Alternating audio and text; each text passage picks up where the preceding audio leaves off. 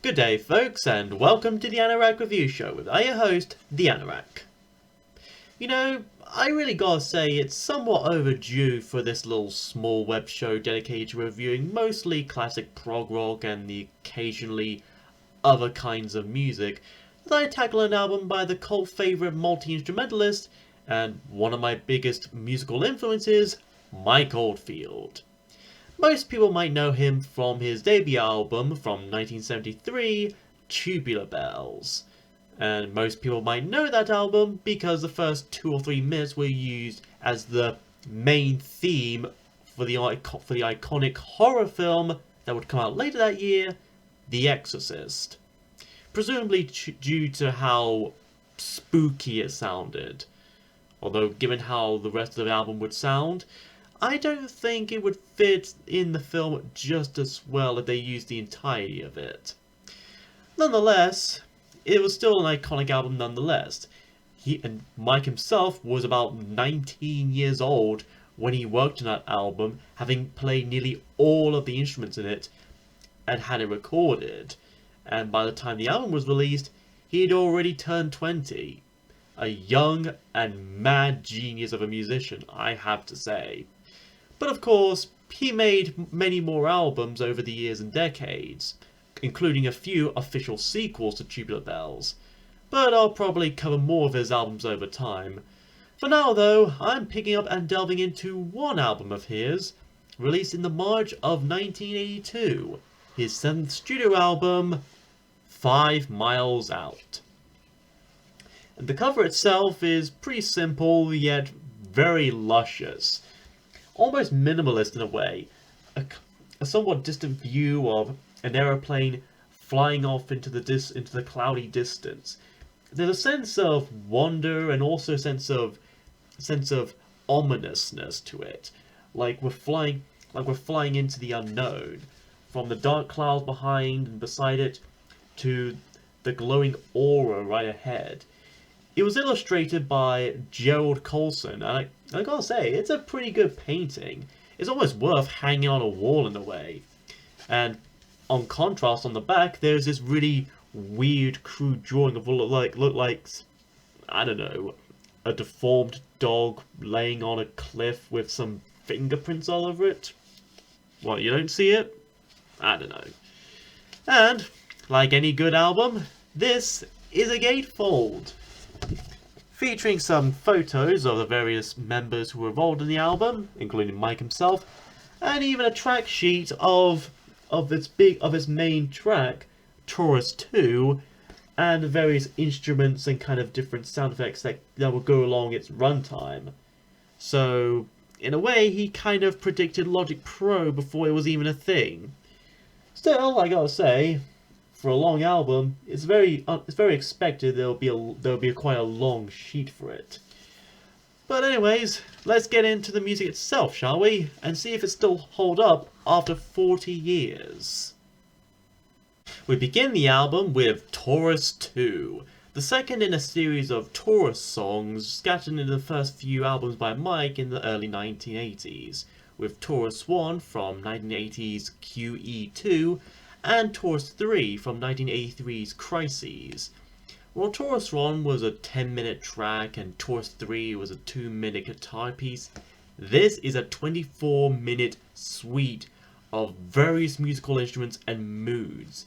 Right off the get-go, it starts off with a catchy and marching guitar-centric hook that ensures that we won't forget it anytime soon, before it eventually develops and goes off from there on. Mike's familiar sounding signature guitar acting as a sort of major guiding force, transitioning between playing a few various melodies as other instruments, bass, synth, drums, etc., kind of play around it. Then, 6¼ minutes in, another trademark of Mike Oldfield enters the scene and comes into play. The Julian pipes, playing what could be described as the kind of music you'd hear in a Morris dance, if they were epic. Afterwards, the music soon calms down as Maggie Riley, an occasional collaborator with Oldfield, enters to sing a rather lovely and serene lullaby. One somewhat similar to, say, Rockabye Baby, but a bit more philosophical perhaps, with lines such as, "There's a jewel in your heart, and a star that shines for you." Although she might have to check on that baby's heart and get it observed by a doctor or something. It must be really painful having a crystal inside a baby's heart. Anyways, halfway through, the long track seems to quiet down a bit significantly before vocoder enhanced voice fades in and carries on kind of carries on it, along with some beautiful chiming sounds that sound like something out of a musical box. Then those pipes return to play a brief melody, a melody, if you will. And we eventually reach the beginning of the climax as we hear a bright, happy, and childlike chanting, bringing it with it a sense of triumph and joy, which another guitar carries on, even with a different melody of its own. And when you think it's going to end, it just keeps on going and keeps building up, as we finally come back round with a brief reprisal of the opening guitar riff, and then it properly closes off as we're greeted out with an echoing zither, kind of ending things on a sort of eerie but still very, very resolved note. It basically shows off what Mike Oldfield does and what he does best, making these long, extensive tracks that constantly change music and style and rhythm all throughout the length of an LP side, and it just works every time. It's almost like Pink Floyd's Meddle or Atom Heart Mother in a way.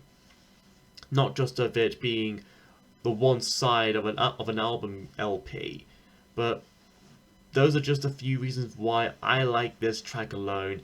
And if you want to listen to a long 25-minute track to rock to, but also kind of chill to, I'd recommend listening to stuff like this. The second side starts off with Family Man, not to be confused with a Fleetwood Mac song that goes by that same name from an album of which I may look at sometime soon. Once again featuring the vocals of Maggie Riley, this was one of two songs in this album that were made into a single. Here she sings about a woman trying to hit on a man any way she can. However, even with her sultry eyes and sulky smile, the man refuses her, saying he's a family man, demanding her to leave him alone, or else he might bark back if he has to. As persistent as she may be, she eventually gives up on him in the end and just kind of goes off. So basically, Mike and Maggie basically predicted incels. Femcels in particular. Who knew?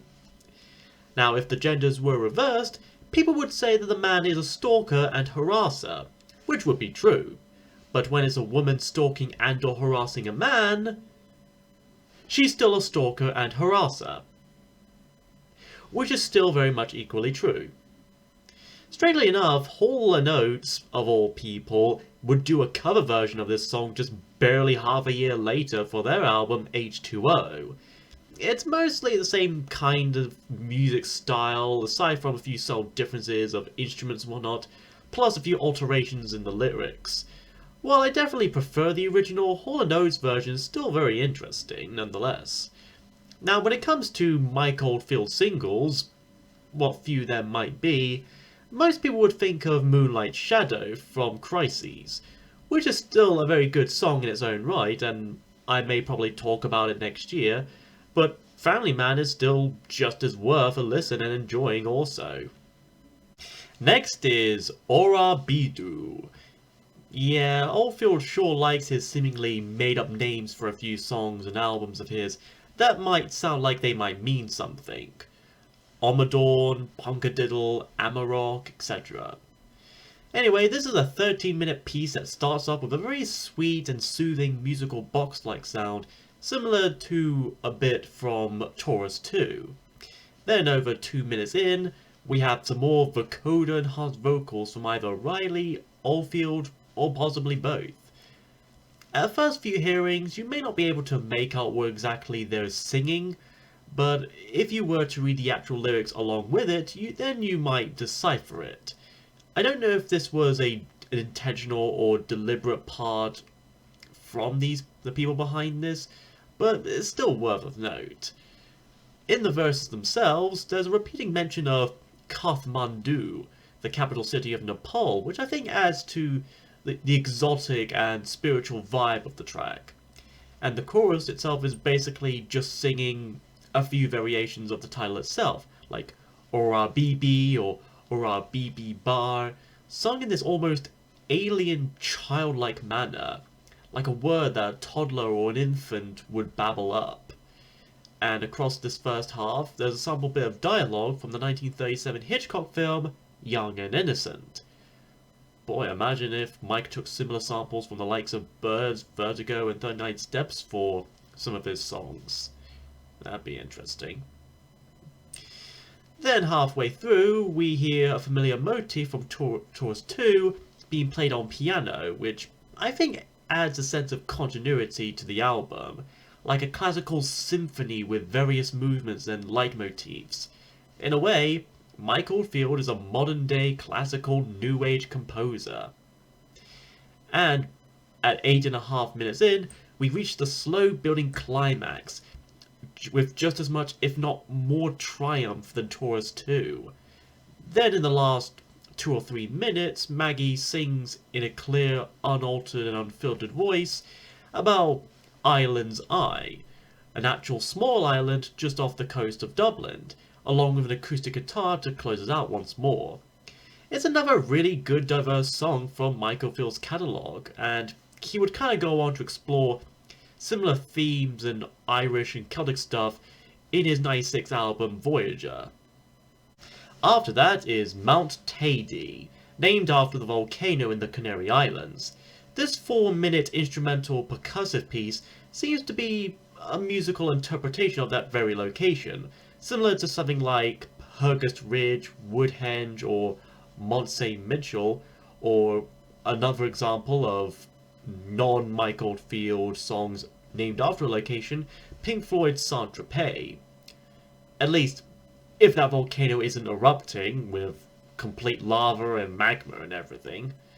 However, despite its 4-minute runtime, it partially feels half as long, possibly due to the minimalist nature of the song. Almost like it was made as filler for the album's overall length. But it doesn't entirely take away from it as long as it sounds good, which it does. The drums here were performed by none other than Carl Palmer, which some of you may remember as being a member of both Asia and, well, Emerson, Lake and Palmer. And here, his percussion talents still shine out, pretty much being the driving force for the song and leading the few other instruments here onward. And apparently, if such information is true, Mike first jotted down some of the music for this on like a little piece of rolling cigarette paper should he lose or forget the idea. Now that's dedication and effort on the fly right there.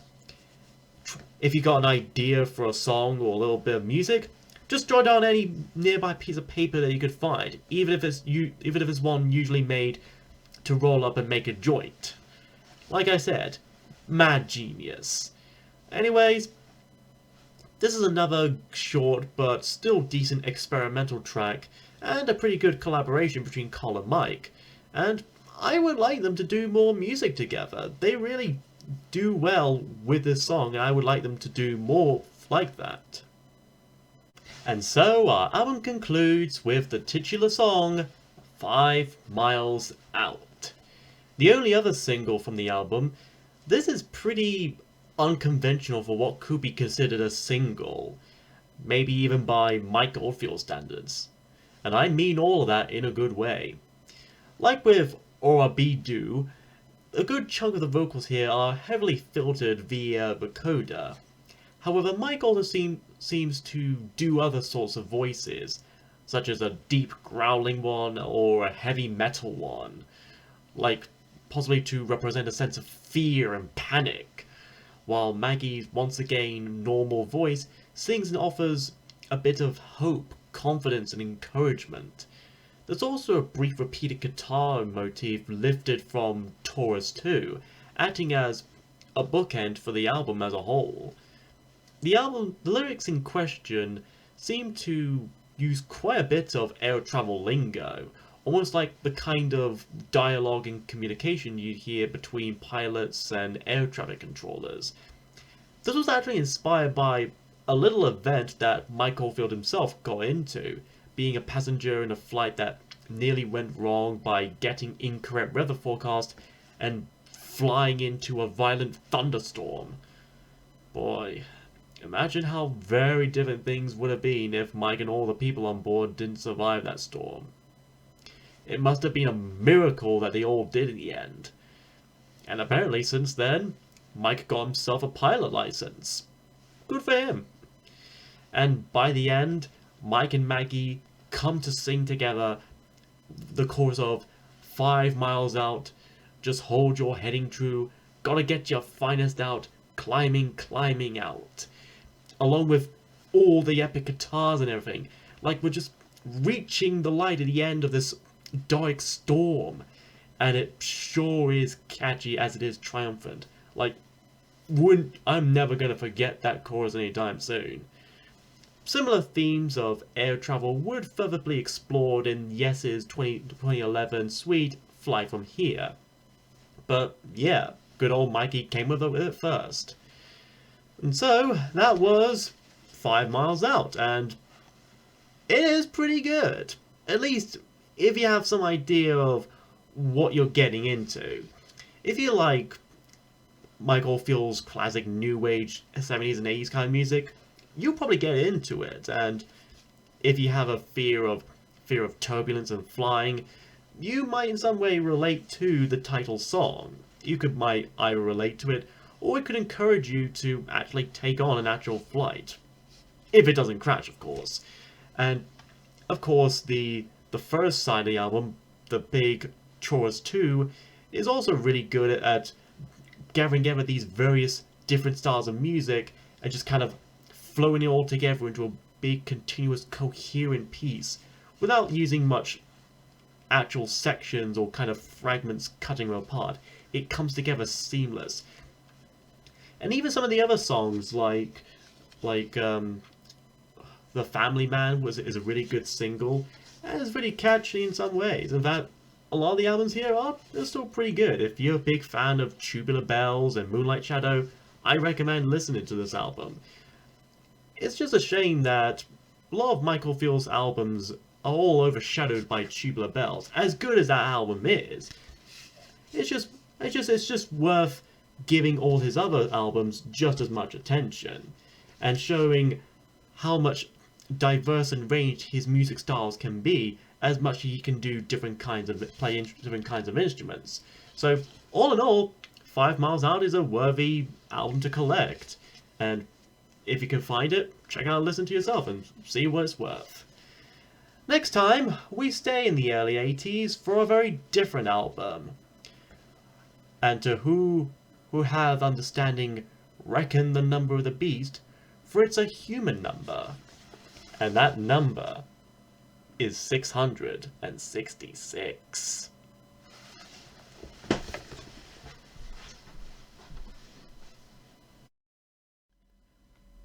Are you sure he'll be alright, Mr. Mays? I'm very sure he is, Naughty's boy. If the ground bridge has been tested successfully, he should be in London right now, looking for the Natural History Museum. Why go there of all places? Probably to find a clue behind the source of that magic key he found earlier this year. And the museum happens to be home of a particular organization, Prodigium.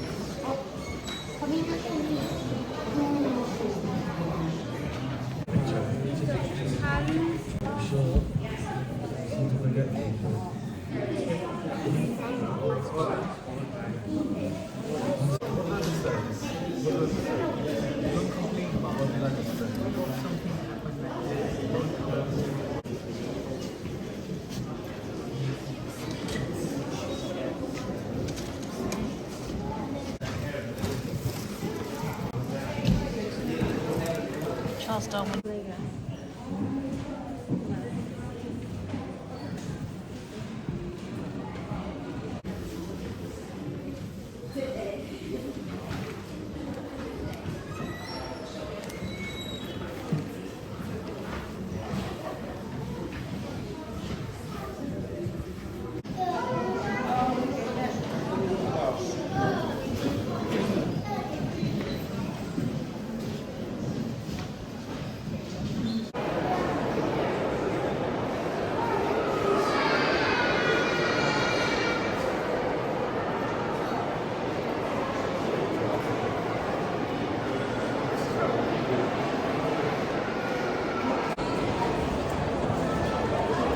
I'm not really interested in gemstones.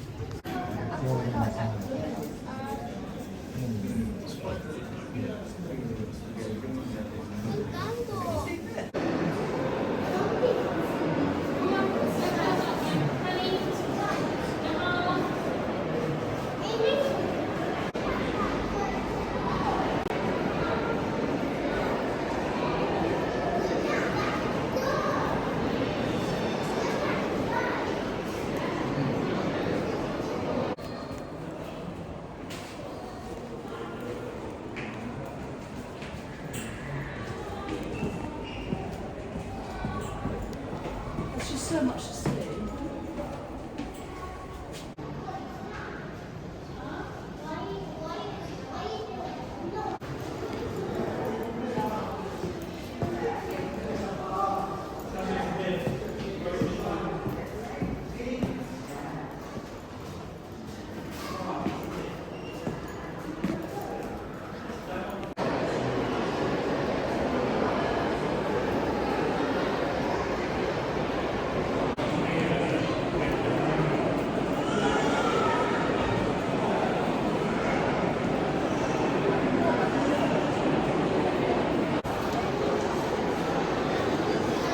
Hey, look at the parrots here.